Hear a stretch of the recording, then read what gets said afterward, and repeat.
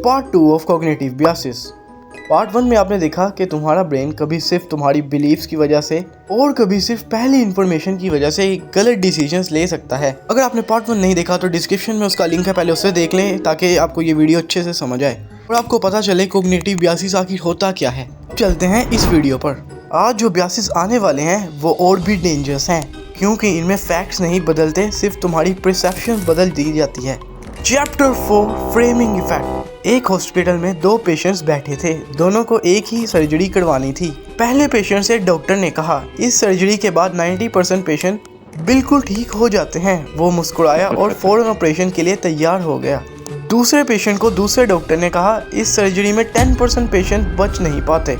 उसने ऑपरेशन ही पोस्टपोन करा दिया। हैरानी की बात यह है कि डॉक्टर ने सिर्फ एक ही फैक्ट दोनों को बताया था, सिर्फ अल्फाज बदल गए थे और उन अल्फाज ने डिसीजन भी बदल दिया। इसको साइकोलॉजी में फ्रेमिंग इफेक्ट कहा जाता है। Science behind framing effect. 1979 में डैनियल कैनमन और एमएस ट्वेर्स्की ने प्रोस्पेक्ट थ्योरी पेश की।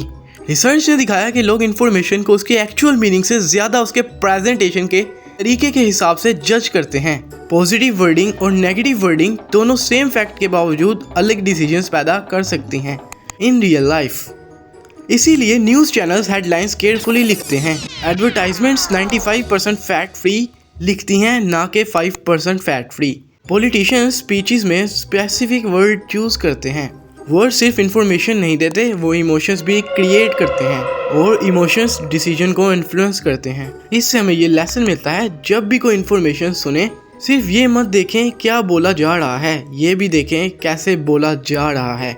लेकिन कभी कभी वर्ड्स की ज़रूरत ही नहीं पड़ती, सिर्फ एक मुस्कुराहट या एक अच्छा चेहरा तुम्हारे ब्रेन को धोखा देने के लिए काफ़ी होता है।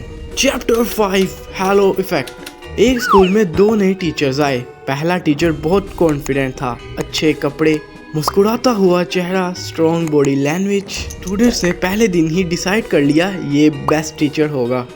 कुछ हफ्तों बाद पता चला दूसरा टीचर ज़्यादा नॉलेजेबल था, लेकिन पहले इंप्रेशन ने सबकी सोच को पहले ही इन्फ्लुएंस कर दिया था। ये है हैलो इफेक्ट।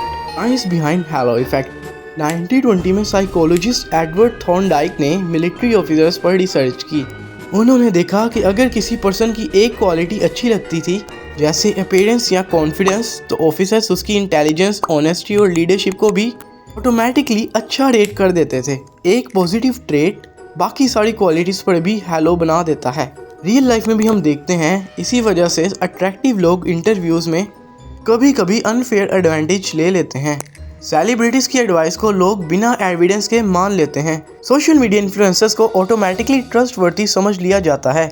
लेकिन गुड लुक्स और गुड कैरेक्टर दोनों एक ही चीज़ नहीं होती। लेसन, इंसान को उसके एक्शन से जज करो, अपीयरेंस से नहीं। लेकिन अगर एक अच्छी क्वालिटी किसी को ओवररेट कर सकती है, तो एक बुरी क्वालिटी क्या कर सकती है। Chapter 6 horn effect.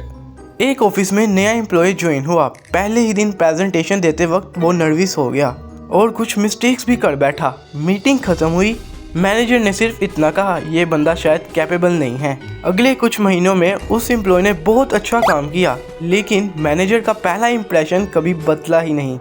एक छोटी सी मिस्टेक उसकी पूरी इमेज पर भारी पड़ गई। ये है हॉर्न इफेक्ट।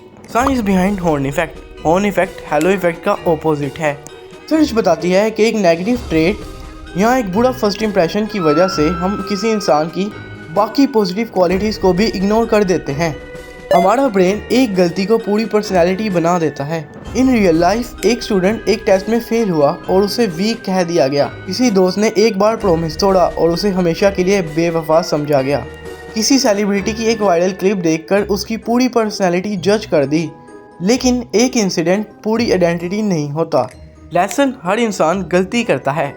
अगर तुम किसी को सिर्फ उसकी बुरी मोमेंट से जज करते हो, तो शायद तुम उसकी असल पर्सनैलिटी कभी देख ही नहीं पाओगे।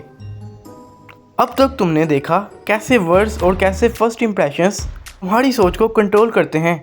लेकिन पार्ट 3 में बात और पर्सनल हो जाएगी, क्योंकि अब हम उन बायसेस की बात करेंगे जो तुम्हें ये महसूस करवाते हैं कि सब लोग तुम्हें ही देख रहे हैं, और जो तुम्हें ऐसी बातों पर यकीन दिलाते हैं जो असल में हर इंसान पर फिट बैठती हैं। अब जैसे पिछली वीडियो में मैंने कहा था कि शॉट आउट्स दिए जाएंगे, तो अब उसका टाइम आ चुका है। सबसे पहले big shout outs to Ajay Kumar -R6Q5Y and pookie vine 17। और अगर तुम्हें भी इस वीडियो के नेक्स्ट पार्ट में शॉर्ट आउट्स चाहिए तो कमेंट्स में पार्ट 3 स्पैम कर देना। नेक्स्ट पार्ट जल्द आएगा और उसमें तुम सबको शॉर्ट आउट्स भी दिए जाएंगे। वीडियो का टारगेट रखते हैं 100 लाइक्स। पार्ट 1 का लिंक डिस्क्रिप्शन में है, उसे लाजमी चेक कर लेना। उससे आपको बहुत कुछ नया सीखने को मिल सकता है और आपको ये भी पता चलेगा कि ये ब्यास होते क्या हैं। मैंने काफ़ी डिटेल में बताया तो उसे चेकआउट कर सकते हैं। वीडियो अच्छी लगी है तो वीडियो को लाइक और चैनल को सब्सक्राइब कर लेना। मिलते हैं इस वीडियो के नेक्स्ट पार्ट में, तब तक के लिए पीस आउट।